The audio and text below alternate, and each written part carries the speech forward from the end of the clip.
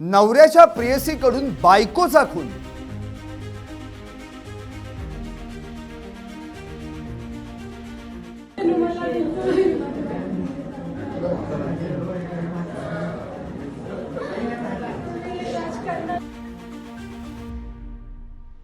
तिच्याकडे केवळ चाकू नव्हता तर तिनं सोबत पिस्तूलही आणलं होतं।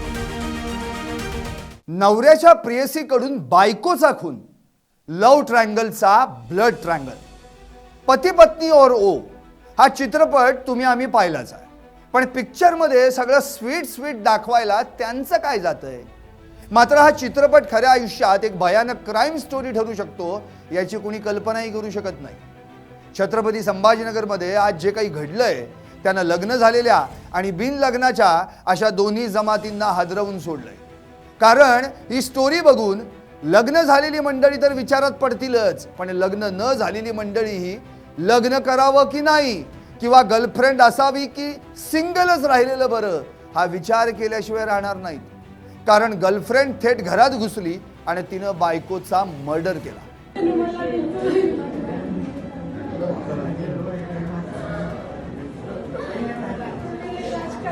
त्यामुळे या प्रकरणानं महाराष्ट्र हादरून गेलाय।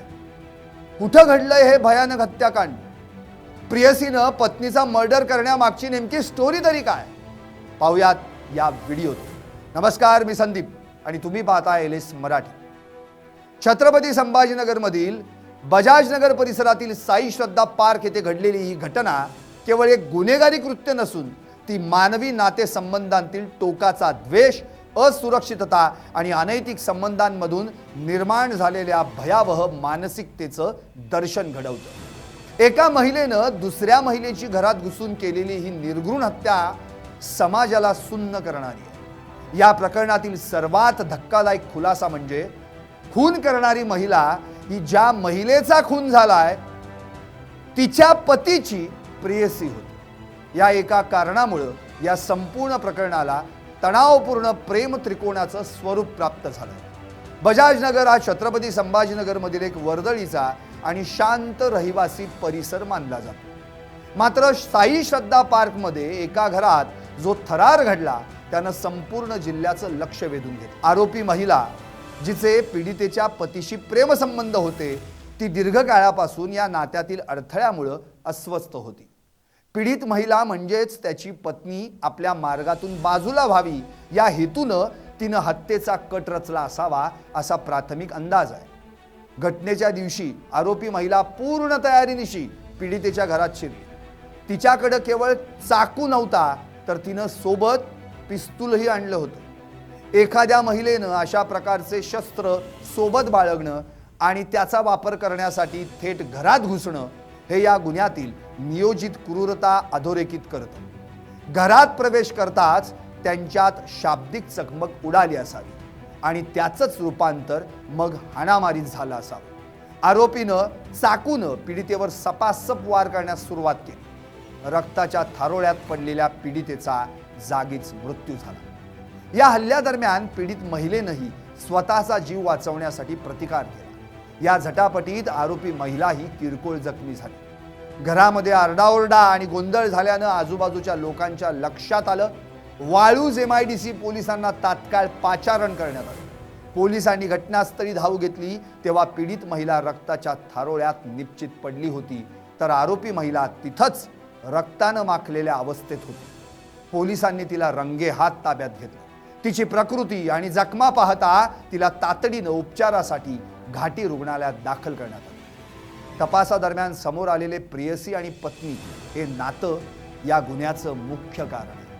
अनैतिक संबंधांमुळे अनेकदा संसार उद्ध्वस्त होतात, पण या प्रकरणात एकीच्या जीवाचा अंत तर दुसरी थेट तुरुंगात पोहोचली। पतीच्या विवाहबाह्य संबंधांची कुणकुण पत्नीला लागली असावी किंवा त्यावरून घरात सतत वाद होत असावे। दुसरीकडं आरोपी प्रेयसीला हे नातं परमनंट करायचं असावं किंवा तिला पत्नीचा अडथळाच दूर करायचा असावा। या संघर्षातून तिने हे टोकाचं पाऊल उचललं असावं। वाळूज MIDC पोलीस आता या प्रकरणाच्या मुळाशी जाण्याचा प्रयत्न करतात। पोलिसांसमोर सध्या महत्त्वाचे प्रश्न आहेत। एका महिलेकडे देशी बनावटीचं किंवा परवाना असलेलं पिस्तूल आलं कुठून? ते तिला पुरवलं कुणी? या हत्येच्या कटात पीडितेच्या पतीचा काही सहभाग होता का? त्याला या नियोजित हल्ल्याबद्दल माहिती होती का? जर हा जुना वाद असेल तर तो किती जुना होता? या दोन्ही महिलांमध्ये यापूर्वी कधी समोरासमोर वाद झाले होते का? हे सर्व पोलीस तपासतीलच. काय घटना आहे आणि कशा पद्धतीने हे घडले? आज सकाळी 9:45 ते 10च्या दरम्यान आम्हाला एक माहिती मिळाली की मोठा देवी जे बीट आहेत आमची MIDC वाडूज पोलीस स्टेशनची, तिथं एक खुनाचा प्रकार घडला आहे. आमचे पोलीस स्टेशनची टीमने रिस्पॉन्ड केला. इथं आल्याबरोबर आम्हाला कळालं आहे की एक हाऊसिंग सोसायटी आहे, त्यातील एक फ्लॅटमध्ये ही घटना घडली आहे. घरामध्ये घुसल्यावर आम्हाला एक लेडीची बॉडी मिळाली आहे. त्याचेच तिथं एक जे मारेकरी होती ते पण घरामध्ये लपून बसली होती. आम्ही तिथलचा पाहणी केली. तिथं जे मयत महिला आहे त्यांची सासू पण तिकडे हजर होती ज्यावेळेस ही घटना घडलेली आहे. ते त्याची साक्षीदार आहेत. त्यांचं म्हणण्याप्रमाणे की त्यांनी जे आरोपी आहेत त्यांनी एक सोबत पिस्टल आणली होती, पिस्टलसारखं काहीतरी आणलं होतं. ते जे सासू आहेत त्यांनी त्यांचे हातातून हिसकून बाहेर खिडकीतून फेकलेला होता. त्याच्यातून जे आरोपी महिला आहेत त्यांच्याकडे एक चाकू पण होता. ते चाकूने ते मयत महिलावर हल्ला केला. त्याच्यातून त्याचा मृत्यू झाला आहे.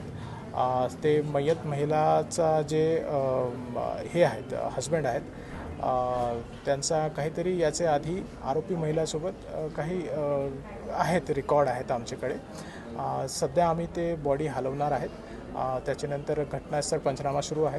गुन्हा दाखल करण्याचे आम्ही प्रक्रिया सुरू ठेवलेली आहेत आणि पुढील जसं आम्हाला माहिती मिळते त्या बाबतीत आपल्याला अपडेट करू. एक आपल्याला स्पेसिफिकली सांगू की जे आरोपी महिला आहेत ते आमच्या ताब्यामध्ये आहेत आणि जे आमची प्रक्रिया आहेत गुन्हे दाखल करून तपासची ते सुरू झालेली आहेत. भर दिवसा एका सुरक्षित समजल्या जाणाऱ्या सोसायटीत अशा प्रकारे हत्या झाल्यानं बजाजनगरमधील नागरिक हादरून गेले. चाकू आणि पिस्तुलीचा वापर करून झालेली ही हत्या अनेक प्रश्न निर्माण करते. सध्या आरोपी महिला पोलिसांच्या ताब्यात आहे. तिच्यावर उपचार सुरू आहेत. ती पूर्णपणे शुद्धीवर आल्यावर आणि तिची चौकशी झाल्यावर या संपूर्ण कटाचा पर्दाफाश होईलच. एकूणच काय, ही घटना म्हणजे रागाच्या भरात घेतलेला एक चुकीचा निर्णय आणि अनैतिक संबंधांचा झालेला भीषण अंत. एका कुटुंबाचा आधार गेला, दुसरीकडे आरोपी महिलेचं आयुष्य अंधकारमय झालं. त्यामुळे लव्ह ट्रँगल आता ब्लड ट्रँगलमध्ये रूपांतरित झालाय. संजय आहेर, LS मराठी, छत्रपती संभाजीनगर.